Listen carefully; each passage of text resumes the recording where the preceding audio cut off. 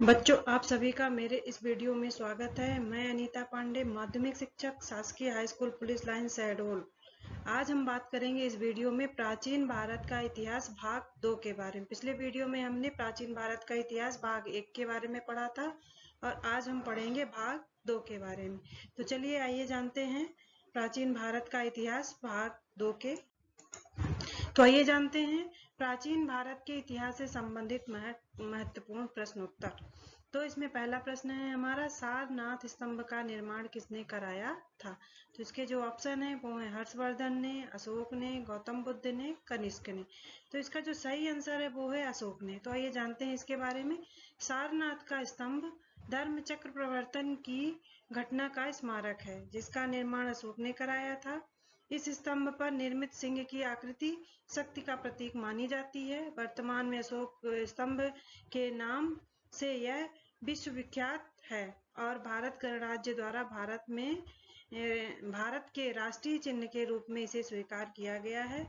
मौर्य युगीन सभी स्तंभ बलुआ पत्थरों से निर्मित है। अशोक पहला भारतीय शासक हुआ जिसने अपने अभिलेखों की सहायता से प्रजा को संबोधित किया। तो इस तरह से ये है हमारा पूरा अशोक के बारे में ये पूरी जानकारी। अगला क्वेश्चन है हमारा, रज्जुक कौन थे? तो इसके जो ऑप्शन है वो है चोल राज्य में व्यापारी, मौर्य शासन के अधिकारी, गुप्त साम्राज्य के सामंत वर्ग, शक सेना में अधिकारी। तो इसका जो सही आंसर है वो है मौर्य शासन में अधिकारी। तो आइए जानते हैं इसके बारे में। अशोक के तीसरे अभिलेख में रज्जुक नामक अधिकारी का उल्लेख मिलता है। रज्जुकों की स्थिति आधुनिक जिलाधिकारी जैसी थी, जिसे राजस्व तथा न्याय दोनों का अधिकार प्राप्त था।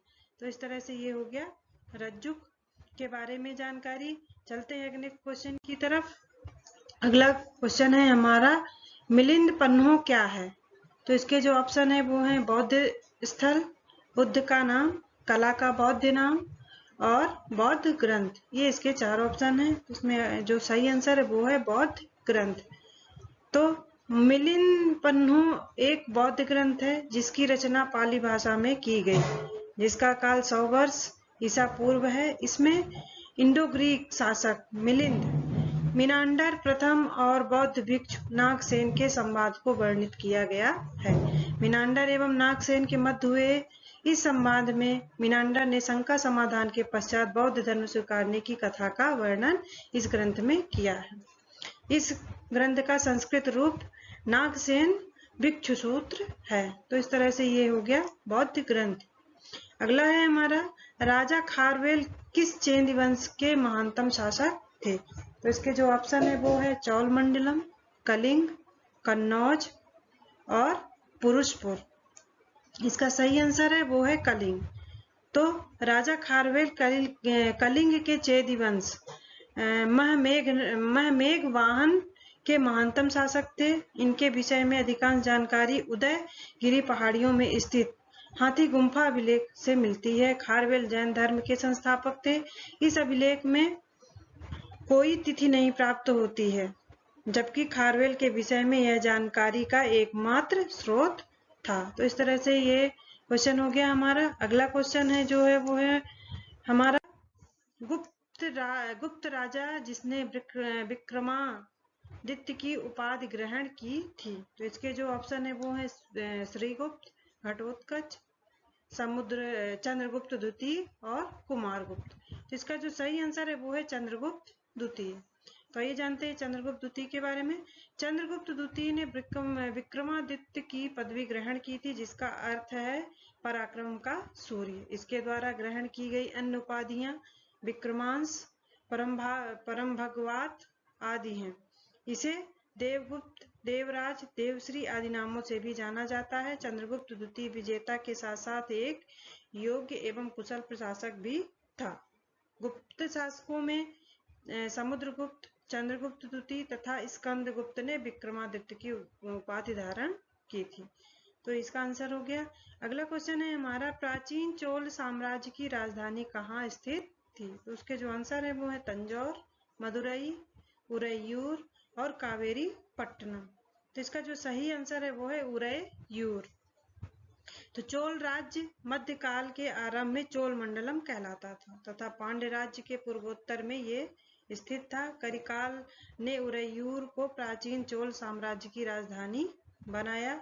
उरैयूर सूती वस्त्र उद्योग के लिए प्रसिद्ध था। कालांतर में चोल शासकों ने तंजौर को अपनी राजधानी बनाया। तो ये है उरैयूर के बारे में जानकारी। चलते हैं अगले प्रश्न की तरफ। अगला प्रश्न है हमारा, चालुक्य वंश का सबसे महानतम शासक कौन था?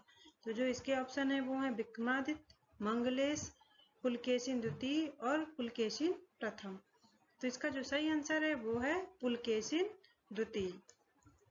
पुलकेशिन द्वितीय 609 से 642 ईस्वी तक चालुक्य वंश का सबसे प्रसिद्ध शासक था। इसके विषय में ऐहोल अभिलेख में उसके समकालीन कवि रवि कीर्ति द्वारा लिखी गई प्रशस्ति से जानकारी मिलती है। उसने श्री पृथ्वी वल्लभ सत्याश्रय को तथा हर्षवर्धन को पराजित कर परमेश्वर की उपाधि धारण की। पुलकेशिन द्वितीय के बाद उसका पुत्र सत्याश्रय चालुक्य वंश का शासक बना। तो ये है पुलकेशिन द्वितीय के बारे में जानकारी। अगला है हमारा क्वेश्चन, प्रसिद्ध दिलवाड़ा मंदिर कहाँ स्थित है? तो इसके जो ऑप्शन है वो है राजस्थान में, उत्तर प्रदेश में, मध्य प्रदेश में, महाराष्ट्र में। तो इसका जो सही आंसर है वो है राजस्थान। यानी दिलवाड़ा मंदिर 5 मंदिरों का समूह है जो माउंट आबू में स्थित है, जिसमें मंदिरों के लगभग 48 स्तंभों में नृत्यांगनाओं की आकृति यहाँ बनी हुई है।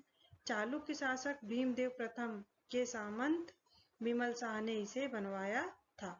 तो इस तरह से इस क्वेश्चन का आंसर हो गया।